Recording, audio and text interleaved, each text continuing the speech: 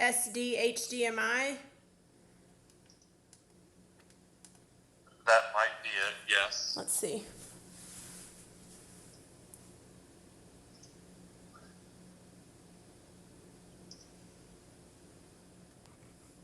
So what is the output set to?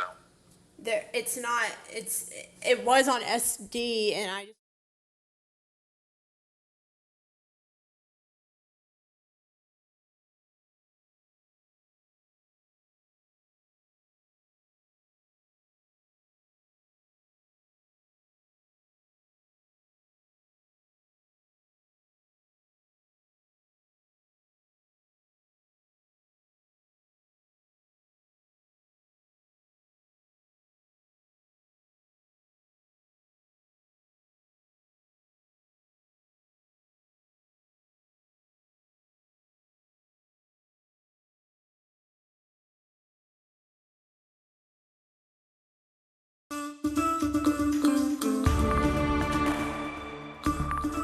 Welcome to 4 to 5. I'm Ben Smart, filling in today here with Christian Morgan. This is an interactive news show built to connect you with your community and us. So during breaks, continue talking with us on our Facebook page. You can also use the hashtag 4 to 5 to talk with us right now. So let's get you up to speed with what's happening around our...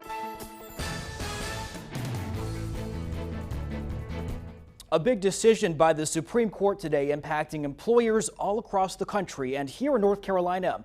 It's now against the law to fire someone because of their sexual orientation or gender identity.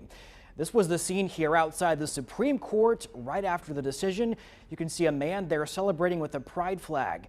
The court's 6-3 ruling extends the protections offered by the Civil Rights Act, which bars discrimination on the basis of sex, race, color, national origin, and religion. This ruling specifically includes LGBTQ people in those protections.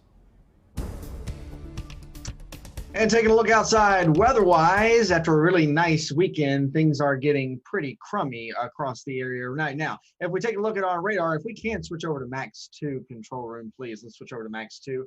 But we do have an upper level low pressure system that's starting to dig into the Carolinas, and it's going to sit over us for actually the next few days to come, not only today, but tomorrow and Wednesday. And if you remember, a couple weeks back over the Memorial Day holiday, we had that week where we had about 7 inches of rain. We're not going to get that much rain, but it is going to be quite a healthy soaking of rain. And you can see it's already covering the eastern portions of North Carolina. If we zoom into a more local view, you can see for the most part, we have stayed dry here in the Triad today, but that rain as we go through the evening hours and especially into tonight will of course end up making it to the Triad. And it's going to be rounds of rain. So it's not going to rain all the time everywhere, but it will kind of be on and off rain. We'll have a period of rain, then we'll get a little bit of a break. But just depending on where those heavy bands of rain set up over the next couple days is really going to determine where we have those highest rain totals. And if we get some of those heavier bands to set up and stick there for a while, that's where we could have some flash flooding concerns. But initially, I don't think we have any of those. So that low pressure system will continue to spin over the Carolinas and really over the southeastern United States for the next couple of days. And at the same time, it's so much cooler today. We're running about 20 degrees cooler than normal because we do have high pressure up to our north that's funneling in a more northeasterly cool wind. And it's also been a breezy day of weather too. So our weather story is not really going to change a whole lot over the next couple of days. It's going to be cloudy, cool, and quite soggy. In fact, we got up to 63 just before the lunchtime hour, but we're stuck in the 50s now and will be for the rest of the afternoon and tonight. Coming up, we'll talk about just how much rain we're expecting, and we'll take a look at that full 7-day forecast. That cooler weather is nice. Christian, thank you. Now to a few more headlines, and we start with a crime alert. 3 kids who were seriously injured after being hit by a car last night are recovering today. Now, Winston-Salem police say the 3 were hit on Cherry Street just before midnight last night. Investigators believe the kids left a party and were getting into a car when a driver hit them. All 3 were taken to the hospital with serious injuries. Police say right now it does not look like speed or alcohol played a role in the crash. In case you missed it, President Donald Trump moved a rally set to happen in Oklahoma on Juneteenth. Instead, the rally will happen on Saturday, June 20th. The date initially sparked some controversy, happening on the same day when slavery ended in the U.S. The location was also seen as problematic because Tulsa was the site of a massacre where 300 people were killed, mostly black men, women, and children. The president said out of respect for Juneteenth, he has moved the rally. More than 40,000 cruise ship workers are still stuck at sea because of the coronavirus pandemic. Many who work on ships have been stuck on board since the industry shut down 3 months ago. Cruise ships became home to several widespread outbreaks, and as a result, many workers have been left to quarantine on board. Some cruise lines are just now starting to get workers back to their homes. The CDC has banned cruise ships in U.S. waters until at least July 24th. And this story trending across the state of North Carolina today. Artists in Charlotte coming together to repair damage to a Black Lives Matter mural. Just a few days after it was painted in uptown Charlotte, someone left tire marks over the giant piece of artwork. So the local artist went back out and fixed the damaged mural, saying they want to make sure the message is still spread. Charlotte Mecklenburg police are currently looking for the suspect behind the vandalism. 4 to 5, we'll be right back after this break. Stay with us.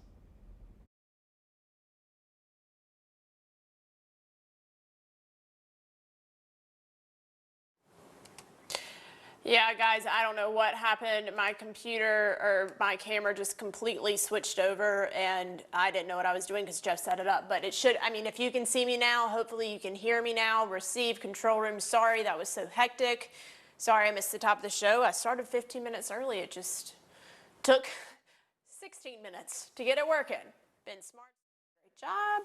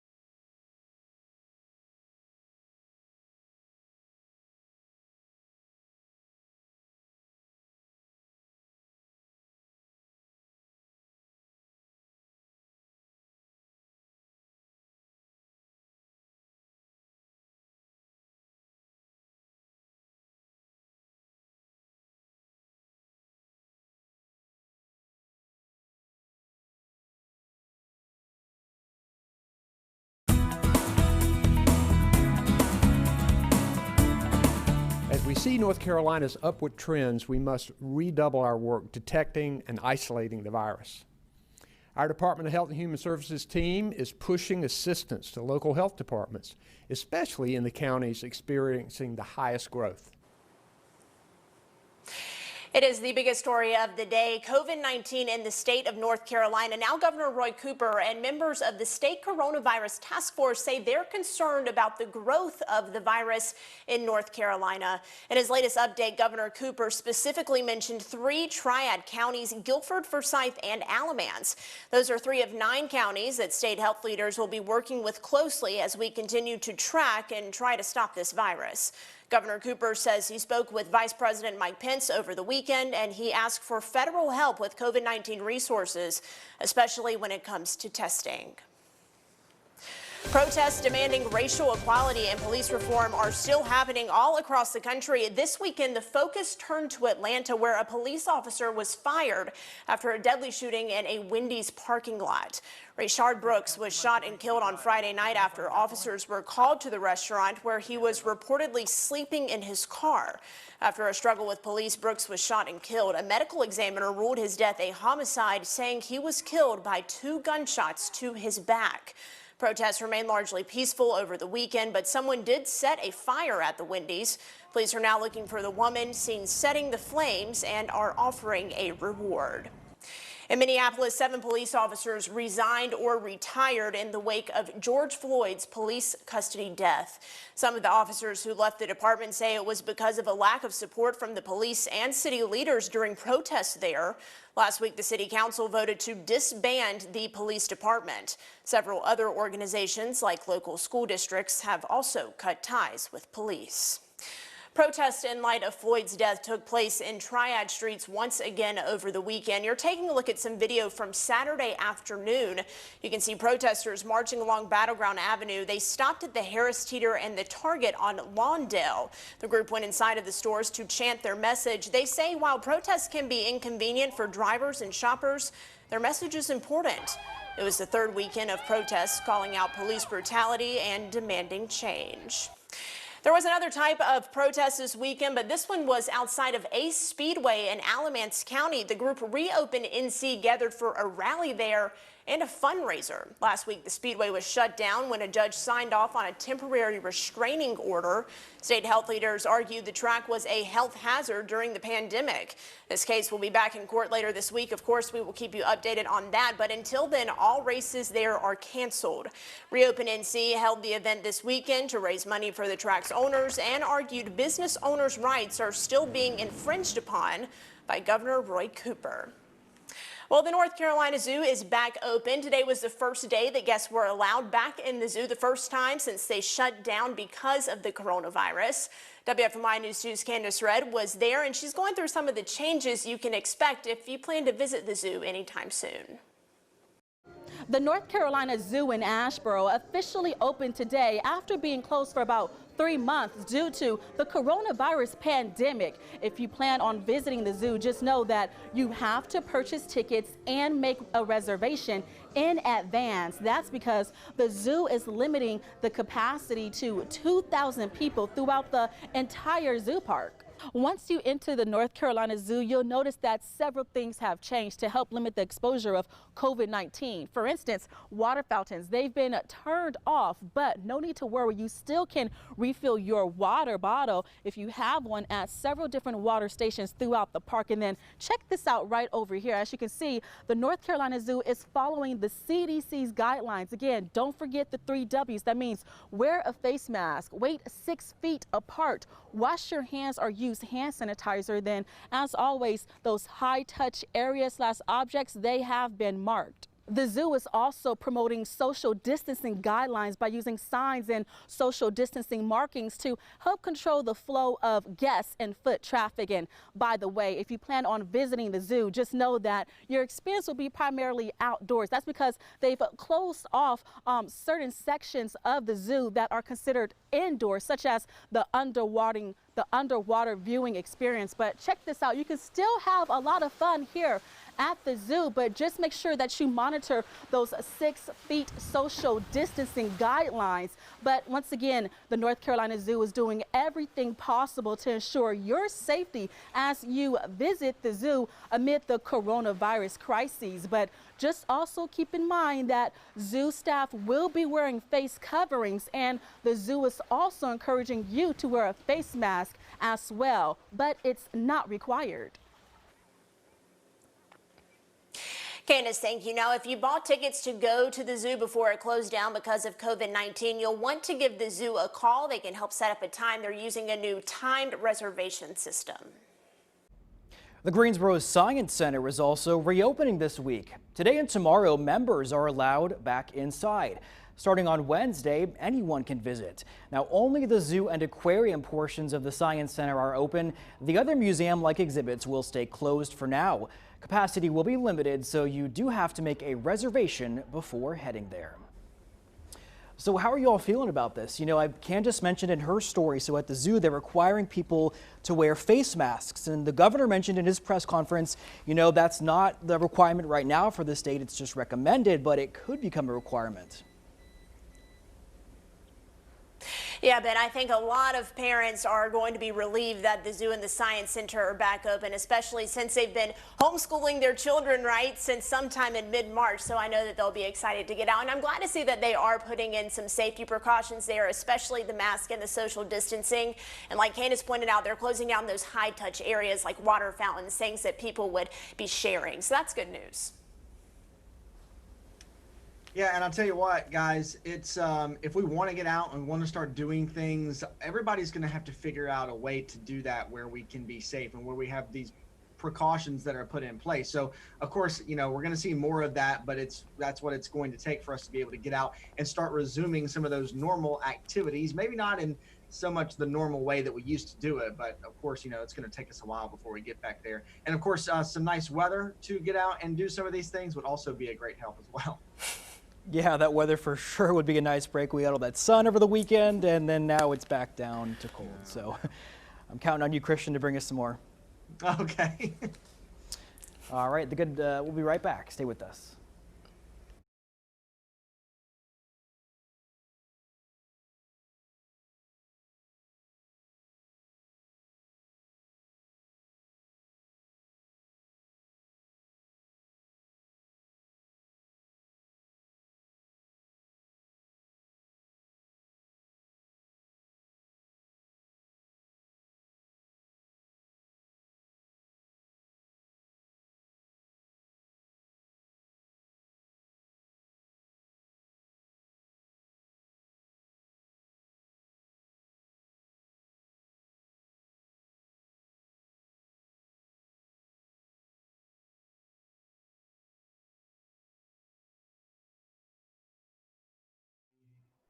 Can you hear me? Mic check 1, 2, 3, 4, 5.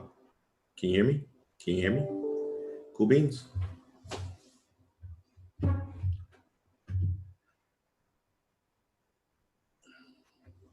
Okay.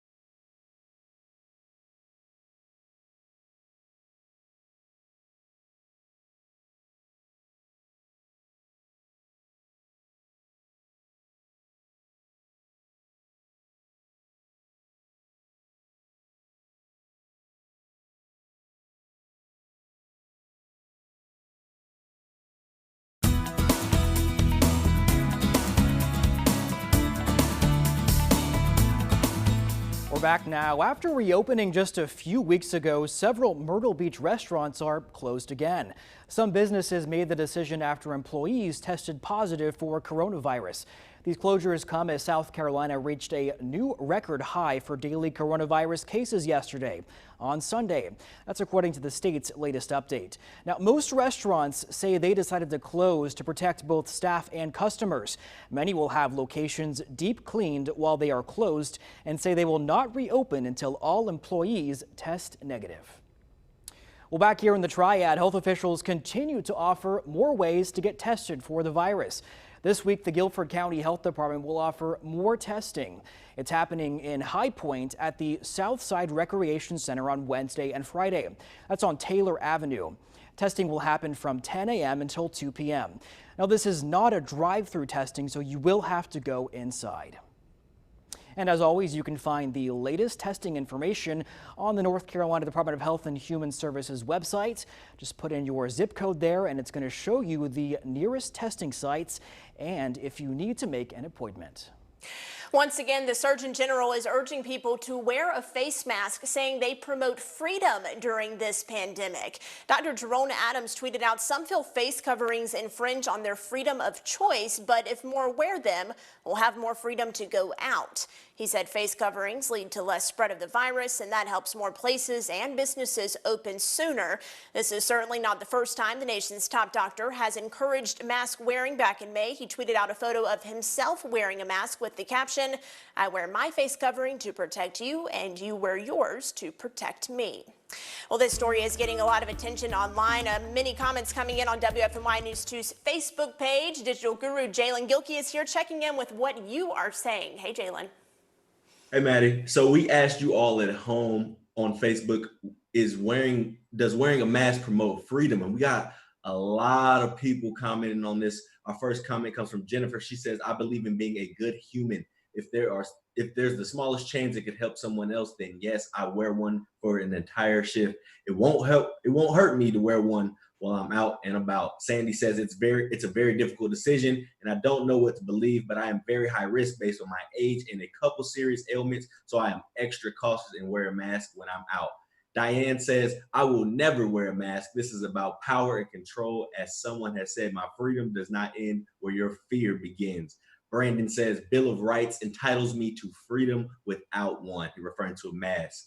And Bobby, he says, I agree. We got a lot of people fired up on Facebook, man. It's just really, really, really interesting. It's a lot of the comments that we're getting and how passionate people are about this. Yeah, Jalen, thank you. Remember, this is a two-way street here on the 4 to 5. You know, a lot of times you think we're just talking at you, but we want to hear from you on this show. It's interactive, so chime in. We are live on Facebook right now. Just head over to WFMY News 2's Facebook page. Leave your comment about what you think about wearing a mask. We want to hear from you. We'll be right back.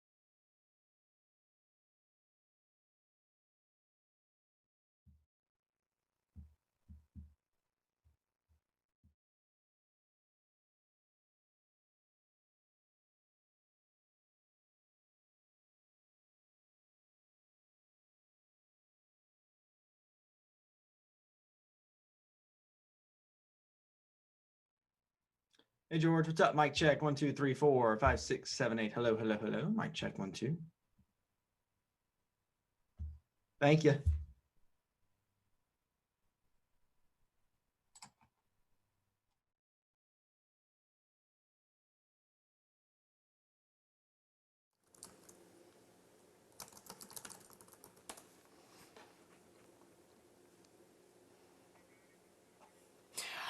George, how are you, my friend? Long time no hear you in my ear.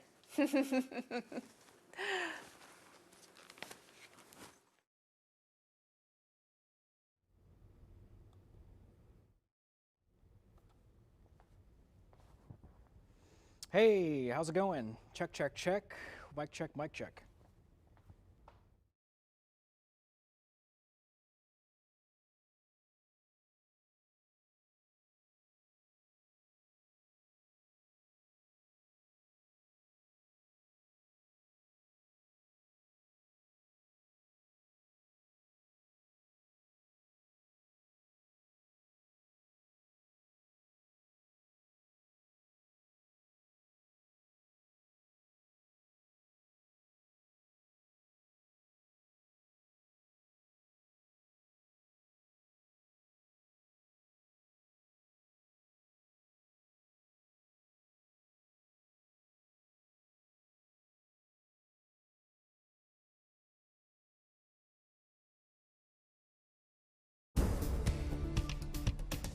And taking a look outside, well, it's one of those gray days. We're going to have several of those as we go throughout the week. You can see the rain. Most of it, though, has been to the east of us, really along the coast of North Carolina and over towards Raleigh. But as we head through the afternoon, you can notice it inching closer and closer to us. And by the evening and tonight, we'll have those rounds of rain. And those will continue on and off as we go through the next couple of days. It could be heavy at times. And wherever those heavy bands of rain set up, I think is where we're going to have our highest totals. But generally speaking, there's going to be less to the west and more to the east. Up to 2 to 4 inches is possible across the Triad area.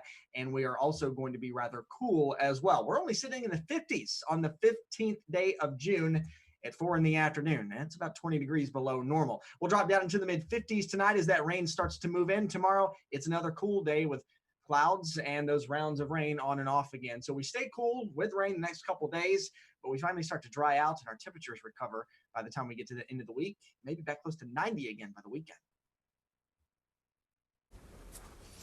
Well, we have heard about traditions and rites of passages at schools that just did not happen this year because of the coronavirus. Yeah, but friends and family of a Pleasant Garden elementary teacher wanted to make sure her career was celebrated as she got ready to retire. Check this out.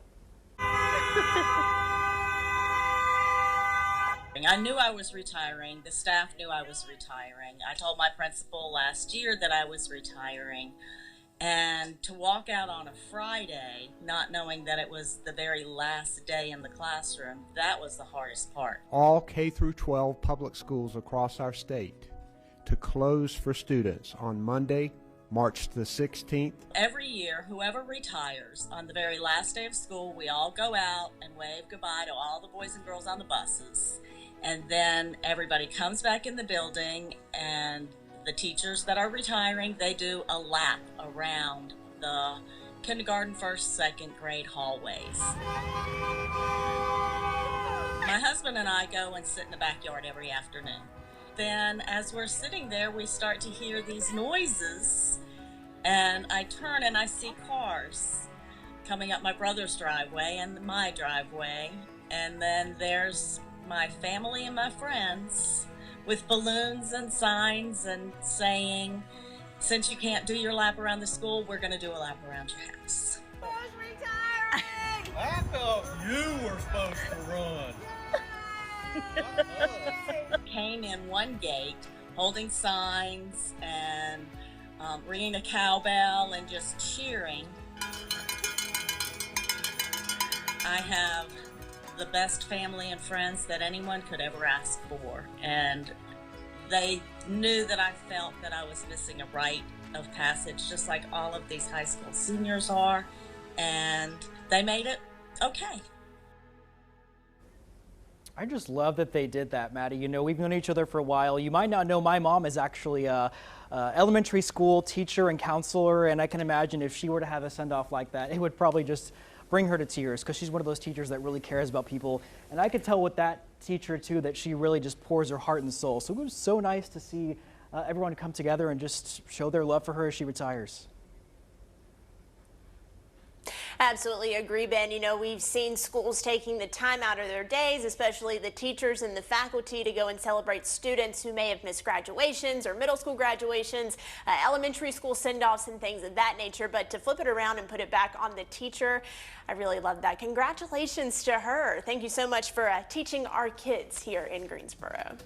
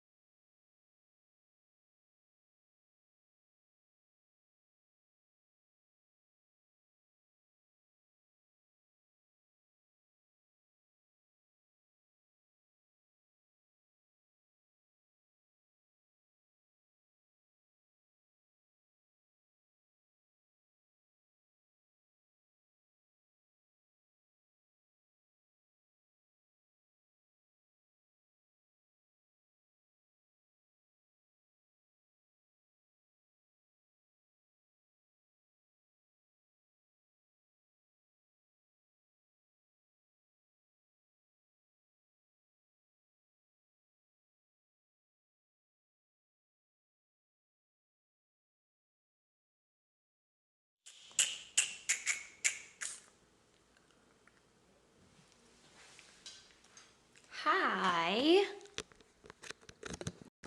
love to give you a mic check. 1, 2, 3, 4, 5, 6, 7, 8, 9, 10. Mic check. Great. Whew.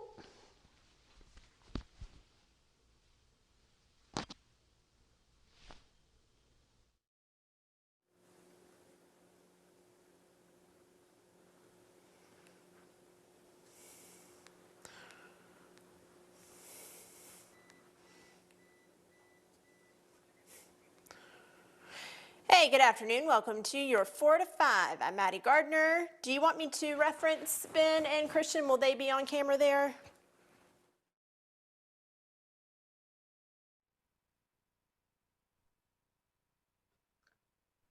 Hi, mic check. Top of the 4:30. We survived the 4. Let's do it again. Mic check. 1, 2, 3, 4.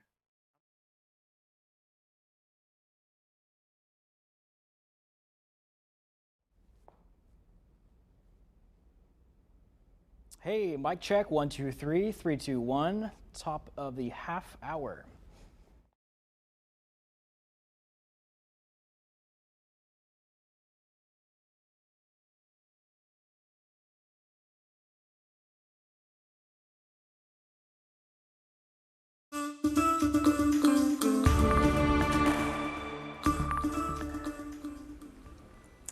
Good afternoon and welcome back to your 4 to 5. I'm Maddie Gardner alongside Ben Smart and Christian Morgan in studio today to get us updated on this soggy, wet, rainy forecast. Christian, what are you doing here? We're going to get to all of that and more, but first we're going to get you up to speed on the headlines. Here's your 4 to 5 roundup. And we'll begin with Governor Roy Cooper, who expressed concern earlier today for 9 counties where we're seeing coronavirus cases increase. Guilford, Forsyth, and Alamance counties all made that list. Now, Governor Cooper says despite the weekend, we are still seeing record high case counts. He says the state needs to redouble work to detect and re-isolate the virus, as well as continue to step up testing. The FDA ended emergency use of a malaria drug initially thought as a possible way to prevent coronavirus. The FDA said based on new evidence, hydroxychloroquine is unlikely to be effective to treat COVID-19. The emergency status let doctors prescribe the drug when the pandemic first began. It is also used to treat lupus and arthritis. The owners of fitness chain 24 Hour Fitness filed for bankruptcy today. Now, this filing will force that chain to close 134 locations in 14 different states. By filing, 24 Hour Fitness says they'll be able to support some of those gym locations. This comes just 1 month after Gold's Gym filed for bankruptcy because of coronavirus. Well, today the dead period for high school athletes is officially over. It was extended a few weeks because of the coronavirus pandemic. Now, with that dead period over, it means team practices and workouts can begin. Most high schools in the area say they're still going to wait until July 6th to start practicing. One sport that is coming back today, baseball. Old North State League is starting play. A summer league full of mostly triad teams. WFMY News 2's Amanda Ferguson tells us about today's games and regulations. Amanda? Ben, baseball is back, at least here in the triad. Guys from different colleges are coming together to create summer teams and play against each other. It's called the Old North State League. 8 teams full of college players or college commits will be playing against each other across the state. Now, 6 of those teams are triad teams. It's the second year the league is in action, and the co-owner tells me it was important for him to still have games this year, despite coronavirus. So how are they able to do this? Right now, in High Point, at Ed Price Stadium, no fans can be in attendance. Now, fans are allowed to be at other stadiums, but no more than 25. So here's a look at today's schedule. The Triad Tribes playing the Carolina Coyotes twice today. They're finishing up the next game at 5 p.m. Now, coming up at 5, you'll hear the co-owner of this league. I just talked to him about 30 minutes or so ago, and he was telling me all the precautions that the players and the fans will be taking at the field. There is increased pressure to remove the Confederate statue in front of the old Graham Courthouse. It's part of a national effort to remove monuments tied to the Confederacy. Organizers of the movement say they represent racism. Now we're learning more about who would make the call to remove the monument from the old courthouse. Graham Mayor Jerry Peterman says the statue is owned by NCDOT, meaning the state has control over what happens to it. The North Carolina Sons of Confederate Veterans say they want the state to keep that monument in Graham. In fact, they wrote a letter. It says in part, those men are officially recognized by the U.S. federal government as veterans deserving of respect and honor, and their monuments, like the monuments to veterans of World War II, Korea, and Vietnam, honor their service, in many cases their death, and not slavery. Meanwhile, there are petitions circulating about removing that Graham monument and others across the country. Take a look at this. In Tennessee, more than 6,000 people have signed a petition to replace Confederate monuments with statues of Dolly Parton. The organizer says Dolly Parton is a true Tennessee hero, and although he's open to other suggestions besides Dolly, he just wants to highlight change makers in Tennessee. People in Louisiana are proposing another music icon to replace Confederate statues there, Britney Spears. Nearly 30,000 people have signed a petition that cites Spears' contributions to the state, including Hurricane Katrina relief and donating money from ticket sales to schools and flood relief there. Well, it's a very different forecast than what we had over the weekend. That nice weather, it's gone away, and we're heading for quite a soggy week of weather. This is our water vapor imagery, but you can see there's something going on, that spinning motion. That's actually our upper level low pressure system that's parking itself over the southeastern United States for the next couple days, and is going to bring us these continued rounds of rain. For the most part, we've actually stayed dry so far today in the triad, but that will change as we go through the evening hours. You can see most of that rain has hung out along the eastern portion of the state, but as we head through the evening and nighttime hours, it's going to be making its way into the triad. And we'll have on and off rounds of rain tonight, tomorrow, and on Wednesday as well. Some of those rounds of rain could be heavy at times, and depending on where those heaviest bands of rain set up is where we're going to have our highest totals, of course, and where we'll have to watch for some flash flooding concerns. This is an upper level or cutoff low, as we actually call it. So what's happening, it's actually kind of getting stuck over us, and there's nothing to really move it along until later in the week when something else comes along and kind of sweeps it away. So it will continue to pull in moisture off the ocean. That will continue to fuel our rounds of rain for the next couple of days. By the time we get to the end of the week, we're talking about a pretty healthy soaking of rain, less in the west and more down to the east, but really around 2 to 4 inches is a good bet, especially across the triad in the central portion of North Carolina. And it's cool too, about 20 degrees, if not a little more cooler than our normal high for June 15th. We're actually stuck in the 50s right now, and we won't have that far to go down into the mid 50s overnight as our chances for rain do start to increase. So it's a soggy Monday night, it's a soggy Tuesday, a soggy Wednesday, but finally that low pressure system starts to pull away from us later in the week. We start drying out Thursday evening, heading into Friday, and our temperatures also rebound back to the 80s by the weekend. And as Christian was telling us, today may not be a great day to spend a lot of time outside. But before you know it, several triad pools will be filled with swimmers again. The city of Winston-Salem just announced it's going to open a few pools and splash pads on July 1st. The Greensboro Aquatic Center already opened for adult swim and some swim groups. Now, under phase 2, pools were allowed to reopen as long as they followed social distancing guidelines and had extra cleanings. More families, of course, spending time at home right now, and pools are a popular summertime activity, but the American Academy of Pediatrics is concerned this will all lead to more child drownings, CBS's Elise Preston talks with a mother who is warning families that a drowning can take place in a matter of seconds. It feels like it just happened yesterday, It's been 2 years since Sophia Brise's beautiful daughter Soraya drowned in a relative's pool 2 weeks before her second birthday.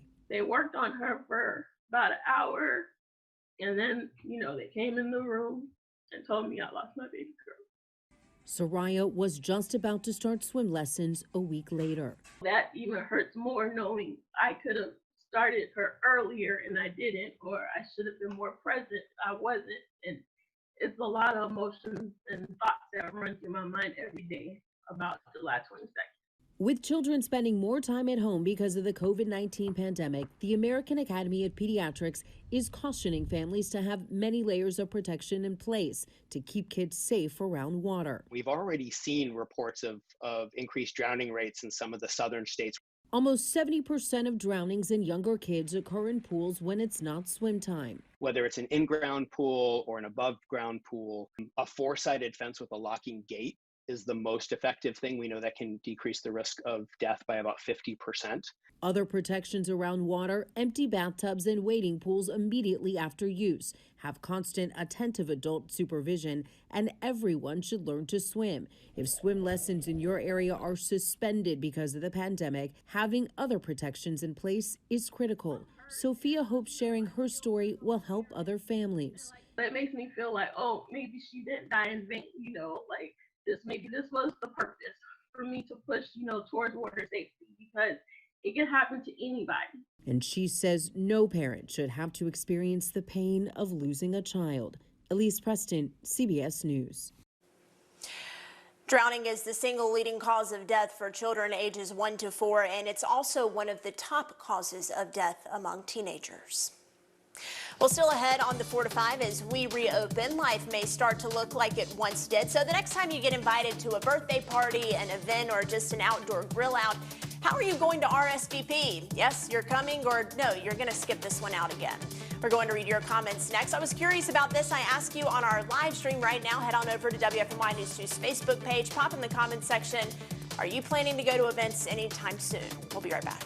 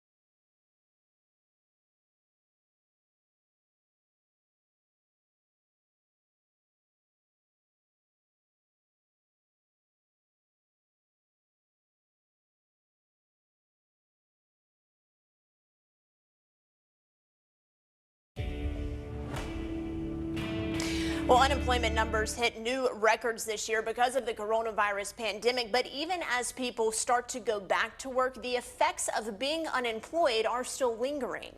Yeah, and it could make challenging times for anyone trying to get a home loan.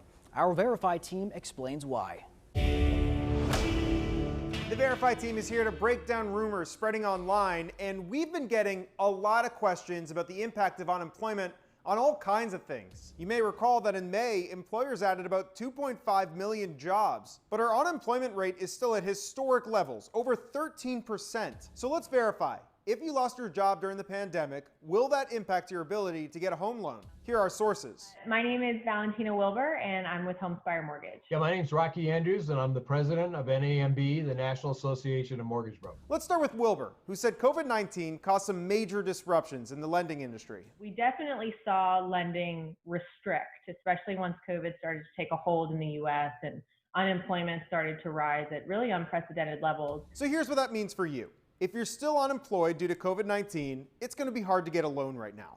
But if you lost your job due to COVID, but you're back now, that's a totally different story. But once you're reemployed again, hopefully in the same line of work or at the same company, then it's a blip that's gone by the way. And if you're on furlough and you don't know when you're going back, Wilbur says your best bet is to contact a lender now so that you're ready to buy as soon as you're back to work. We're willing to work with everyone. This is clearly out of everyone's hands. So we can verify, yes, if you're currently unemployed or on furlough, it's going to be hard to get a home loan right now. With your Verify, this is Evan Kozloff. Well, you may be already getting invitations to events, parties, maybe even weddings, but are you comfortable going out just yet? I asked you on my Facebook page how you're going to RSVP. Yes, you're ready to go to events like that, or no, you're going to be skipping out for just a little while longer. Let's take a look at what you had to say today. Jennifer McCullough said, "I hope I'm not faced with that invitation. It would make me sad to know that I had friends or family who were this self-centered." Janet Pegram Johnson said, "If it's outdoors and people are going to be social distancing, I'd probably go." Steve Ellis said, "I'll go because we've got to get back to normal at some point in life." Becky York added she's only going to small family get-togethers. And Tori Hunt said, "Until I don't live with someone who has health issues, I will be staying inside. Otherwise, I would go."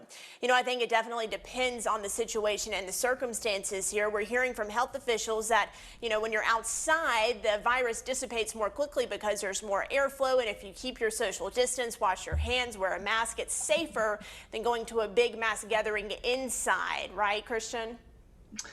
Yeah, and guys, I'm ready to just get out of the house and start doing things again. So, it is safer to be outside right now. So if there are events or, birthday parties or celebrations, especially right now with folks who are graduating, if you can do that outside safely and just kind of limit the amount of people you have, you've got plenty of space to spread out and plenty of space to stay safe. So, I don't think there's any reason to 100% pull the plug on those events. And by all means, if you can safely do it, have them. I mean, we've got to get out and do some things. It's not only something we want to do, but it's also good for our mental health as well. Yeah, Christian, I hear you on what you say in terms of wanting to get out of the house and doing something, because you can really feel cooped up inside so much. But I think it could be my personality. I'm more on the cautious side. So I think if someone did invite me to like a wedding or a big get together, I'm not sure that I would go. It would be a really difficult decision, but something to think about. I mean, it's going to come up eventually, and a lot of people are already dealing with that. And something else going on during the pandemic are graduations. Some ceremonies have gone virtual, others just happening in someone's front yard. Either way, we want to honor the class of 2020 and all their accomplishments. And so we are doing senior shout-outs. First up, we have Parker graduating from Piedmont Classical High School. She played softball and volleyball and won a state championship in 2017. She plans to pursue a career in cosmetology. Next up, we have Mason, who's graduating from Burlington Christian Academy this year. He plans to major in welding technology as he continues his education.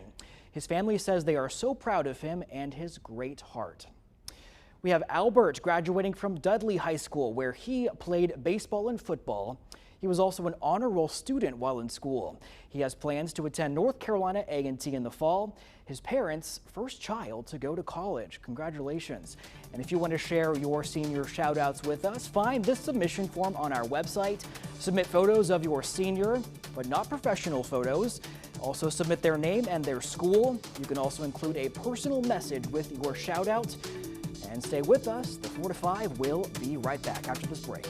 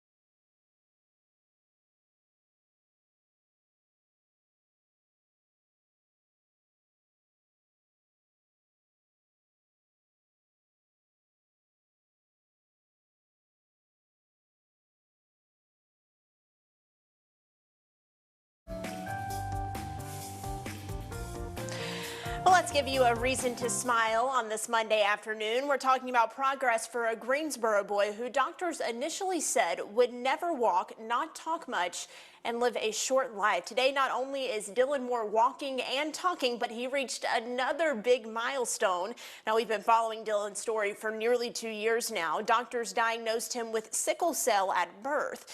The genetic disease alone is not rare, but it is painful as every part of his body fights for oxygen. When he was just 6 months old, his mom Candace noticed Dylan could not move his legs. Doctors said it was Duchenne muscular dystrophy, or MD. That disease attacks muscles, making them weak. The combination of diseases is so rare, his doctors at Wake Forest Baptist Medical Center believed at the time he was the only boy in the world to have it. But now 4 years old, Dylan is walking and talking and beating the odds. His mom posted to Facebook the other day, "Happy 100th infusion day, big man." He started a clinical trial in June 2018 to test a new drug to treat MD called Exondys 51, which slows the progression of his muscle weakness. His mom says Dylan is doing great, and even though it's not a cure, it is a great start. You can keep up with Dylan's journey on Facebook. We have a link to his progress page and past stories we've covered all online. Just head to WFNYnews2.com. And let's get a check on that forecast. It is very cool, in fact, cold for June. And it's not quite soggy yet, but the rain is getting closer to us. In fact, it's actually stayed down to the east today, surprisingly, and really covering the entire eastern portion of North Carolina. But it is inching closer to the triad by the evening hours, and especially nighttime. We'll have some of that on and off rain. And it's going to come in rounds over the next couple days, light to moderate, even heavy at times. But just where those heavy bands of rain end up setting up is where we'll have our highest totals. And if it rains pretty heavy in one area for a long time, we could have some flash flooding concerns by the time we get to tomorrow and Wednesday. It's really part of this upper level low pressure system that's just going to sit over the southeastern United States for a couple days and pull in all that moisture off the Atlantic Ocean. So that helps to fire off our reoccurring rounds of rain for the next couple of days before it finally starts to move away by the end of the week. So we're going to get a healthy soaking of rain, generally speaking, less to the west and more to the east, but about 2 to 4 inches across the triad is possible. Of course, a little more in places where those heavy bands of rain set up. We've been stuck really in the 50s all day, in the upper 50s now, and tonight we don't have that far to go, just dropping down a degree or two into the mid 50s as our chances for rain do start to go up. So it's a soggy Tuesday, a soggy Wednesday. Finally, that low pressure system is going to start to pull away from us by the time we get to Thursday and Friday, slowly drying out and watching our rain chances decrease. Again, yes, slowly, but as we do, our temperatures will also start to take a rebound. We'll be back in the lower 80s on Friday, back to the mid and upper 80s, even close to 90 by the end of next weekend. Christian, thank you. Still ahead tonight on WFNY News 2 at 5 p.m. Guilford County courthouses closed after confirmed coronavirus cases in the building. What this latest closure means for the services that go on inside the courthouses in Greensboro and High Point.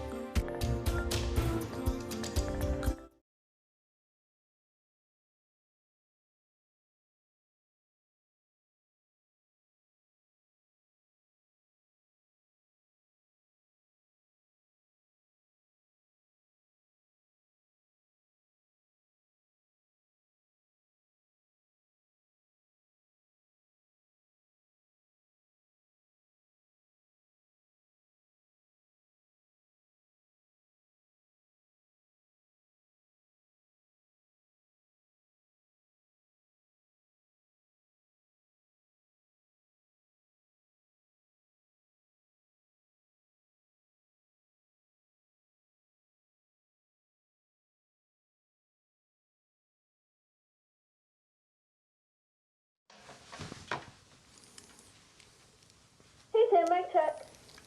Hi, mic check. I'm the first one. 1, 2, 3, 4, 5. Mic check on a Monday. 1, 2, 3, 4, 5.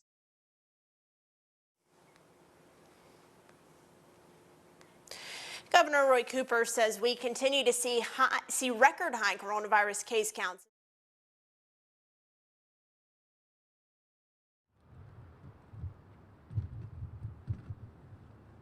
If you were planning to get a pistol purchase or concealed carry handgun permit in person, that is Who won? Who won? Oh, hey, mic check 1 2 3. Mic check 1 2 3 4 5.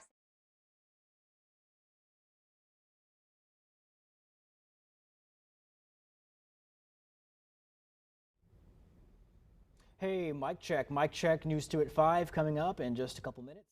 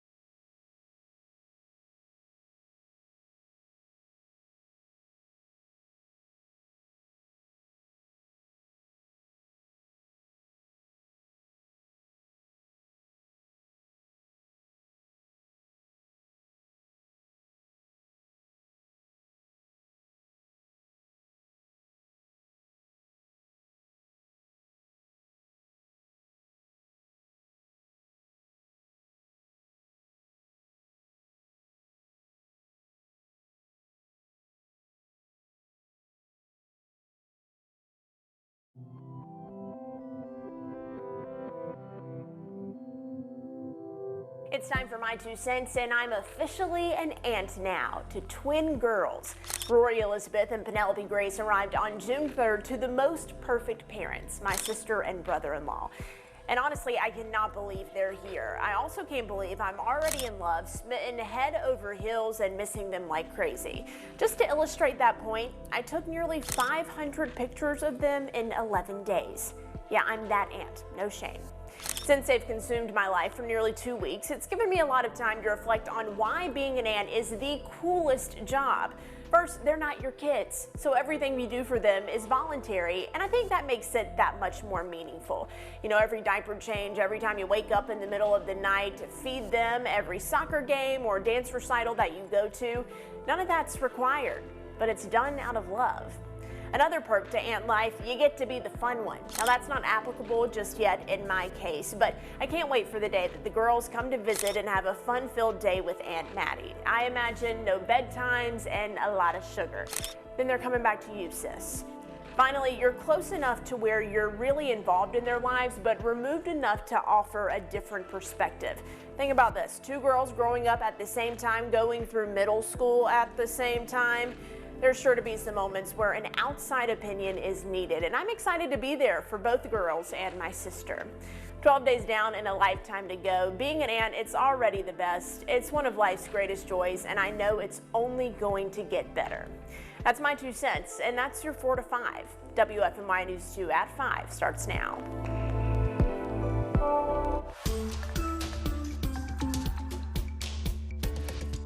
As we see North Carolina's upward trends, we must redouble our work detecting and isolating the virus. Governor Roy Cooper says we continue to see record high coronavirus case counts, especially in Guilford, Forsyth, and Alamance counties. Yeah, the Department of Health is pushing for testing and contact tracing here to investigate how the virus